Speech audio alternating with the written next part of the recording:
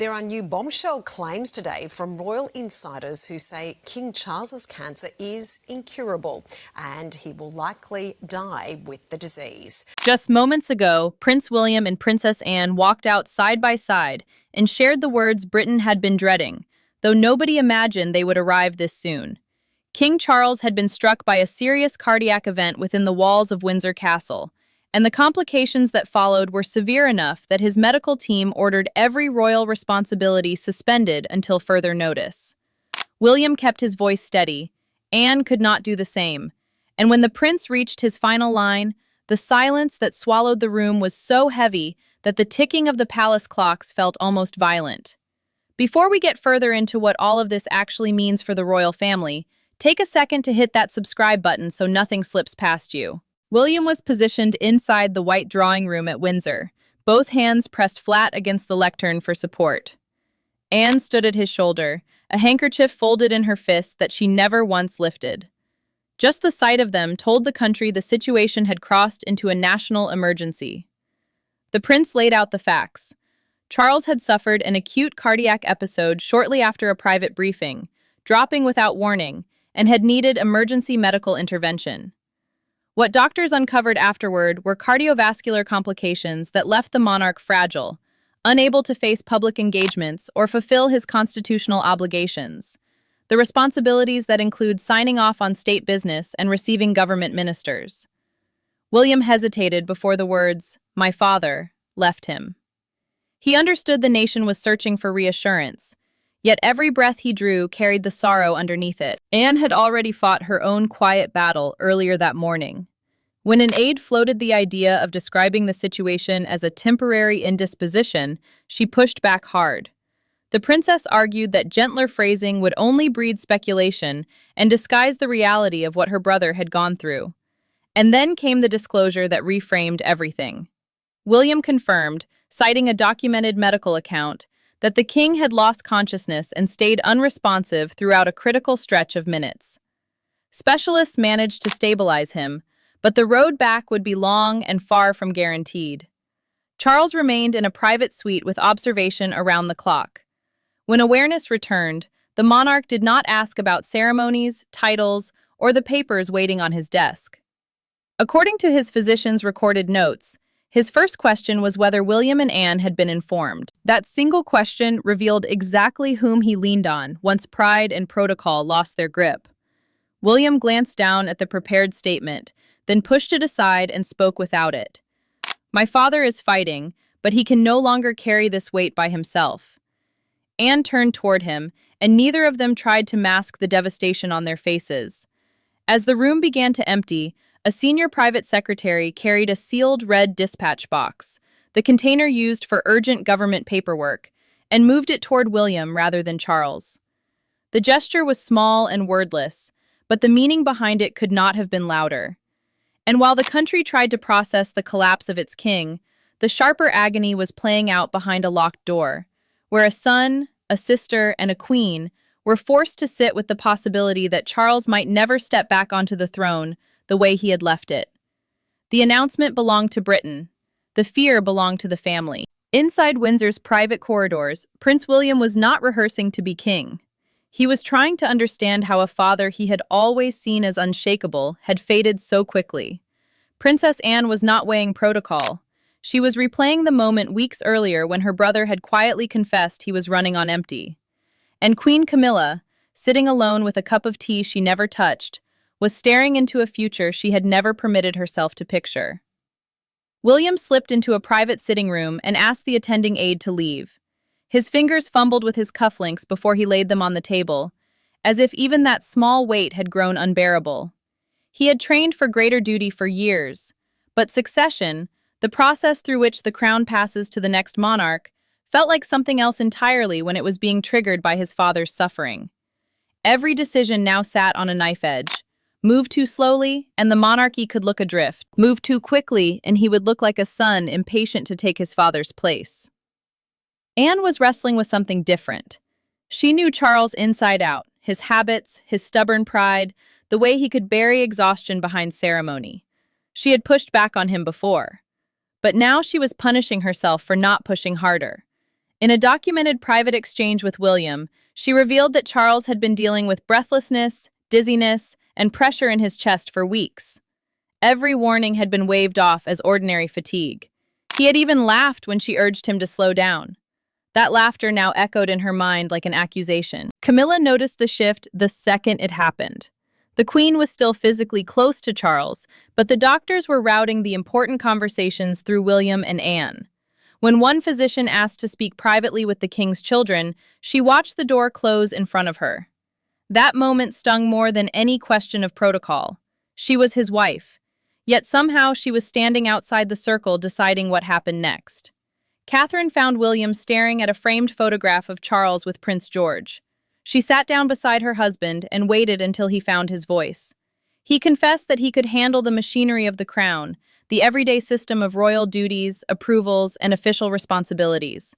What he could not face was telling his own children that their grandfather might not come back from this. Catherine covered his hand with hers and told him honesty had to start inside their home first. Camilla later cornered Anne in a corridor and asked why she had not stood beside William at the announcement. The princess answered with quiet bluntness. The country needed stability, not the sight of a grieving wife.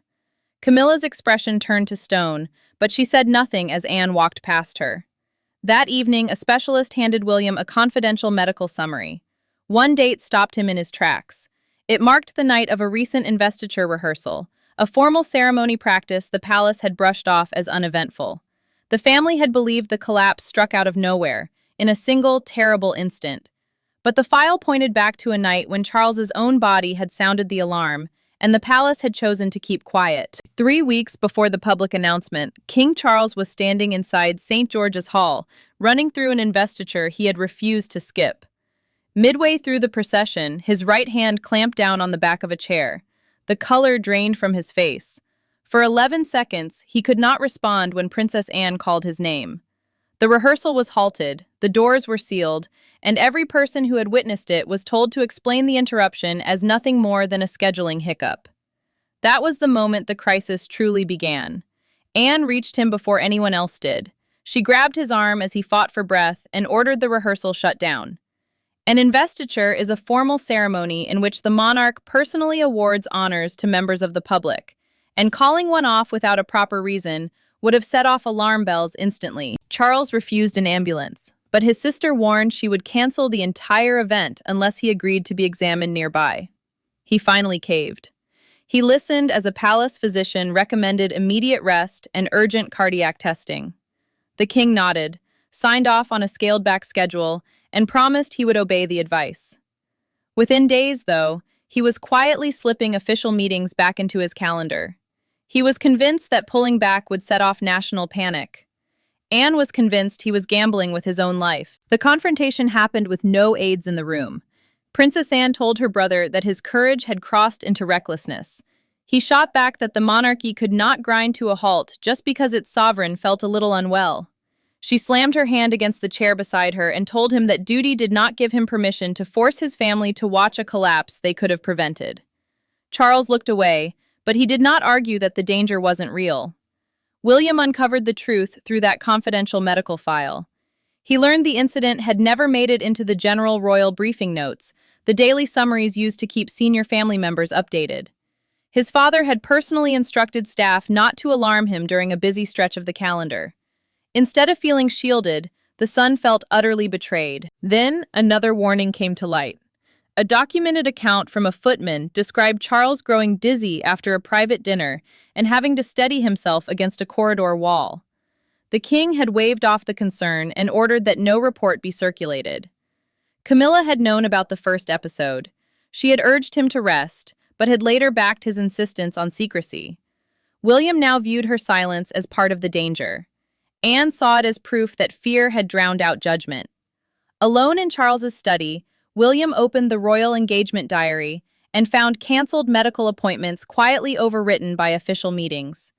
He shut the book and asked who had authorized the swaps. The private secretary answered, "The king." William took the file and headed toward the medical suite. Anne joined him at the door. For weeks, Charles had used his authority to bury his secret.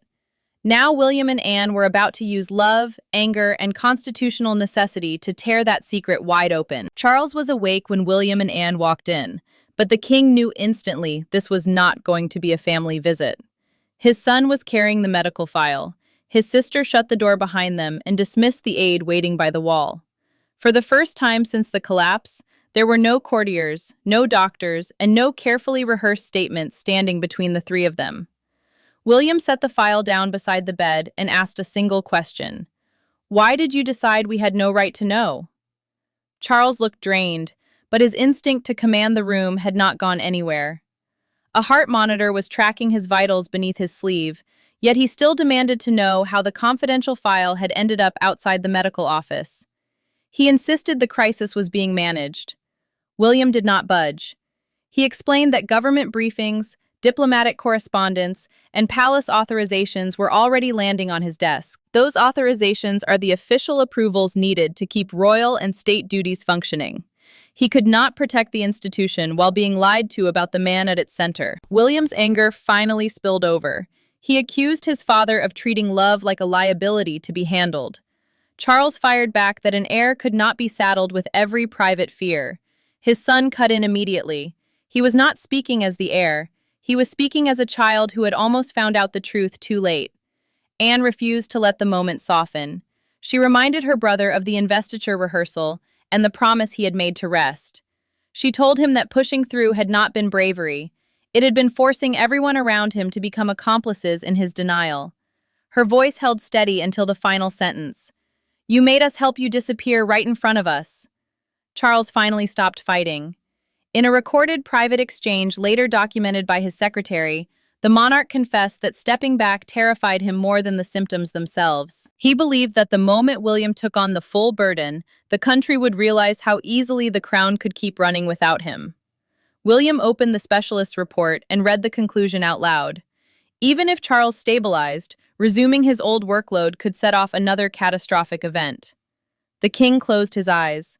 That silence was all the confirmation needed. He already knew. Charles reached for his fountain pen and held it above the dispatch box, the secure case used for urgent government papers. Then he set the pen down beside it without signing a thing. William opened the door and found Camilla waiting there.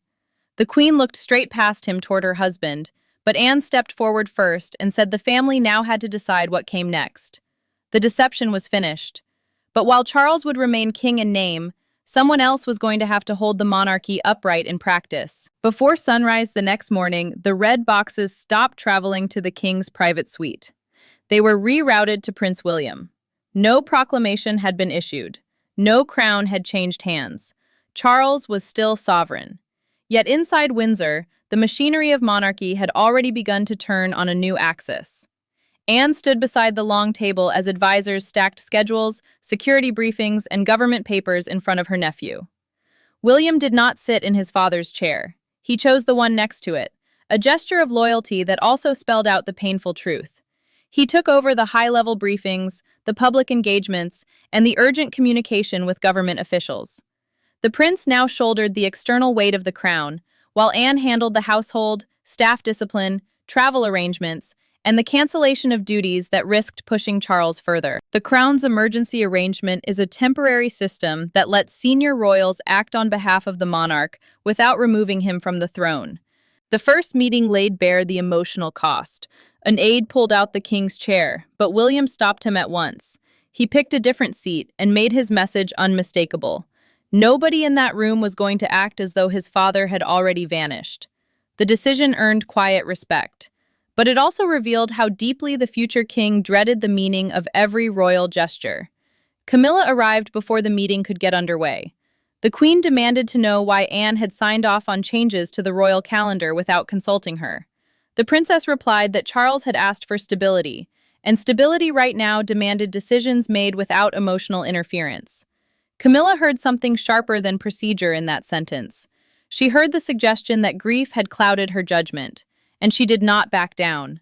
She reminded the Queen that protecting Charles now meant lightening his load, not maintaining the illusion that nothing had changed. Camilla insisted she understood her husband better than anyone else.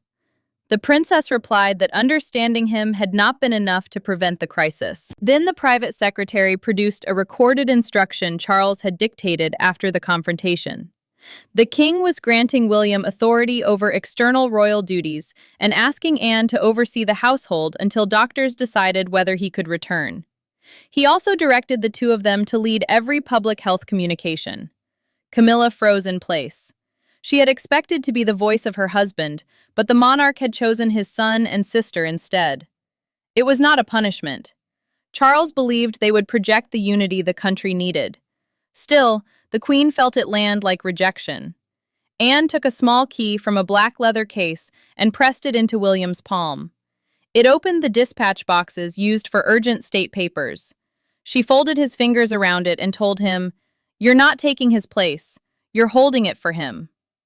William could not find a reply. An aide then walked in with a fresh message from the doctors. Charles had suffered another brief heart rhythm disturbance during the night. By morning, the crown had adjusted. But inside the family, that second warning shattered the last fragile hope that life would soon slide back to normal. The second warning lasted less than a minute, but the shockwaves reached every royal residence. Engagements vanished from calendars. Cars idling in palace courtyards were sent away. Staff were told to prepare for weeks of uncertainty.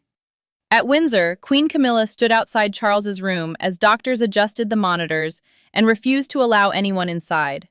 At Kensington Palace, William read the update twice. He folded it into his pocket and told Catherine, "This isn't temporary anymore." William immediately absorbed the most sensitive royal duties. The prince took command of government meetings, diplomatic calls, and urgent public engagements, while Anne handled ceremonies that demanded firmness and continuity. State visits, investitures, and receptions were pushed back or reassigned. An investiture is the formal ceremony where the monarch personally presents honors, and removing Charles from that role showed exactly how serious the situation had become. Edward and Sophie were asked to expand their workload too, because the monarchy simply could not stop moving. Windsor tightened every protocol. The private wing was locked down under strict access control, and a medical response team stayed on standby around the clock. Only a small group of relatives were cleared to see the king, and every visit was kept short. The reasoning was simple. Even brief emotional strain could pile further pressure on his weakened heart. Camilla refused to accept those boundaries. When a physician asked her to leave during a treatment, the queen held her ground and told him she was his wife, not a visitor. Anne stepped in and guided her out into the corridor. The princess told her that love did not overrule medical orders. Camilla yanked her arm back, but she did step away. William was facing an even harder job at home. He and Catherine gathered George, Charlotte, and Louis and explained that their grandfather's heart had grown dangerously weak. George asked whether that meant his father would become king. The question stopped William cold. The future king finally said, "It means grandfather needs us to be a family first." Specialists later confirmed through a written medical assessment that recovery could stretch across months. Even a good outcome would demand rehabilitation, reduced stress, and permanent adjustments to Charles's role. A full return to the old routine was quietly erased from palace planning. Then, a private recording surfaced. Charles had dictated it before the second disturbance. On the audio, the monarch thanked Anne for protecting him from his own stubbornness and told William that real leadership begins the moment fear stops driving duty. Camilla listened to it alone. When Charles apologized for shutting her out, she paused the recording and buried her face in her hands. Hours later, the king sent a handwritten note through his physician. He wanted William and Anne together. No advisors, no papers, no witnesses. The crisis had stripped away titles and formalities.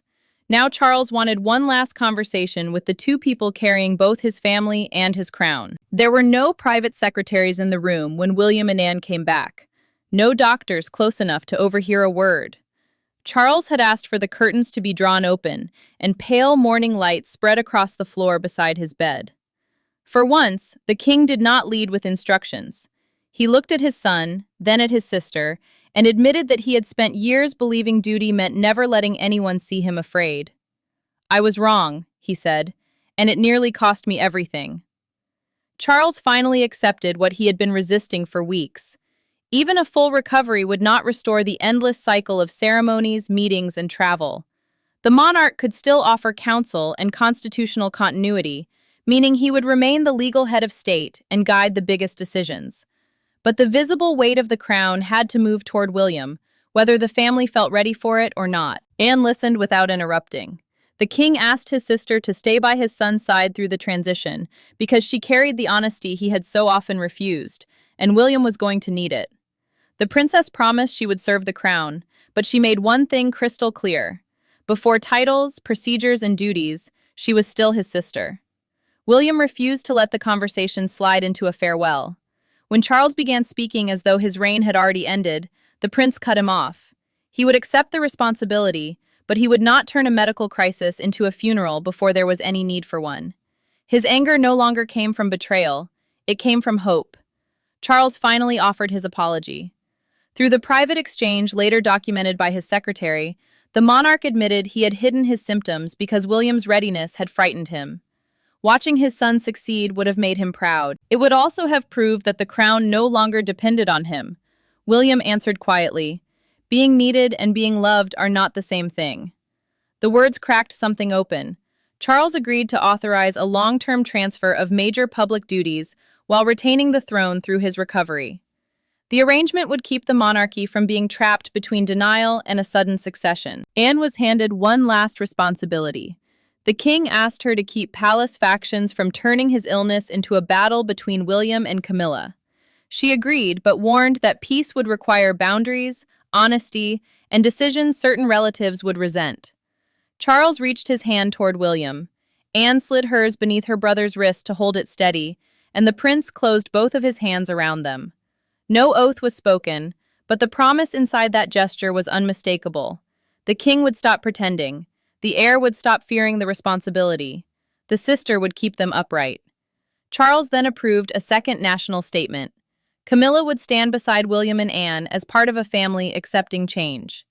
The private promise gave them a direction, but the decision still had to hold up beneath the eyes of millions waiting outside Windsor's gates. By afternoon, the long walk outside Windsor Castle was no longer empty. Families arrived carrying flowers. Veterans stood in silence beneath regimental umbrellas. A handwritten sign had been propped against the gate.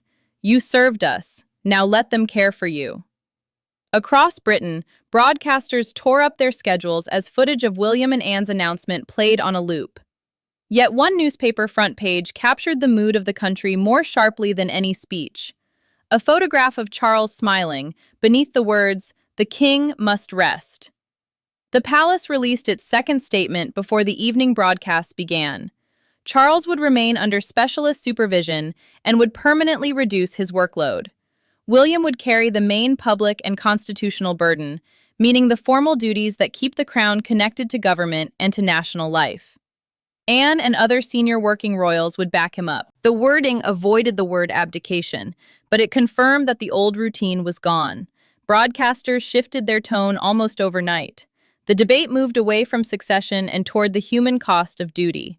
Commentators described the crisis as the moment the king finally accepted that service did not require him to destroy himself. Charles had spent years appearing indestructible. Now the country was being asked to embrace his weakness without reading it as failure. Public sympathy carried its own tension. Some feared the illness signaled the end of an era. Others welcomed William's expanding leadership, but felt uneasy debating the future while his father was still fighting for one. Hope and grief stood shoulder to shoulder, and neither was willing to yield. Camilla ran into that emotion head-on. During the family appearance, the Queen kept her eyes locked forward until a journalist called out a question about Charles. She stopped, turned back, and said, "He knows the country is beside him." Her voice cracked on the final word. William placed a steadying hand near her arm and guided her back inside. Charles watched the gathering unfold through a live television feed beside his bed. The king saw the flowers, the handwritten messages, and the crowd swelling beyond the gates. When the people began to sing the national anthem, he asked for the sound to be turned up. He did not say anything, but his eyes filled with tears. William rejected every image that risked making the transition look like a victory. Palace staff suggested releasing a formal solo portrait of the prince to project continuity. He refused. Instead, he approved a family photograph, with Charles seated, Camilla beside him, and Anne and William standing behind them. The message was unmistakable. Responsibility had shifted, but the king had not been erased. At 6 o'clock, the long walk fell silent. A child placed a single white rose near the gate. Then applause began and spread through the crowd. Late that evening, the palace announced a recorded address from Charles. The country had already heard from the heir and the Princess Royal. Now it would hear from the man whose refusal to stop had brought the monarchy to the edge of an irreversible loss. King Charles's recorded message lasted less than 4 minutes, but it closed the door on the uncertainty that had gripped the monarchy. Seated beside a window at Windsor, he made no effort to hide his frailty or to promise a return that was never coming. He thanked the medical team that had saved him, the public that had waited for him, and the family who had been forced to shoulder a weight he had refused to hand over. Then he looked directly into the camera and said, "The crown is strongest when duty is shared, truth is spoken, and love is finally allowed to help." Charles confirmed his public role would remain permanently reduced. He would continue receiving constitutional briefings, meaning the essential government updates every monarch is required to review, but William would represent the crown at most major national and international engagements. The change was permanent. It did not strip him of his title, but it broke the old expectation that he had to carry everything by himself. William's new position was equally clear. The prince was not replacing his father, and he was not waiting impatiently for the throne. He was becoming the active guardian of the reign, carrying its responsibilities while protecting Charles's dignity. Succession no longer felt like a contest between generations. It became an act of service. William walked in after the recording and told Charles the message had sounded honest. The king asked whether that honesty had made him look weak. His son answered, "No, it made you sound like my father." Charles smiled, and the bitterness that had wedged itself between them finally dissolved. Anne received the apology she had never asked for. The monarch thanked his sister for refusing to protect his pride at the cost of his life. The princess said she would make the same choice all over again. Then she pulled the curtains fully open, ending the dim silence that had wrapped itself around the crisis. Camilla accepted the new reality too. The queen stopped fighting to control the health narrative or the palace response. She let William and Anne lead the transition while she stayed beside Charles through his rehabilitation. Her role became quieter, but it also became more honest. She chose companionship over authority. The royal household reshaped itself with them. Duties would be shared earlier. Medical advice could no longer be ignored for the sake of appearances. Secrecy would no longer be mistaken for strength. Charles finally rose with assistance and took several careful steps toward the window. William stayed close without reaching for him. Anne watched from the doorway while Camilla waited beside the chair. The king looked out toward the people beyond the gates and lifted a single hand. The crisis did not destroy his reign. It destroyed his belief that he had to suffer alone. William carried power without cruelty. Anne proved that loyalty sometimes demands confrontation. Camilla learned that love can survive without control. And Charles discovered that releasing the burden did not weaken the crown. It saved the man beneath it. The monarchy endured not because its king appeared invincible, but because at the most dangerous moment of his life, his family finally allowed him to be human. Thanks for watching. Don't forget to like and subscribe, and we'll see you in the next one.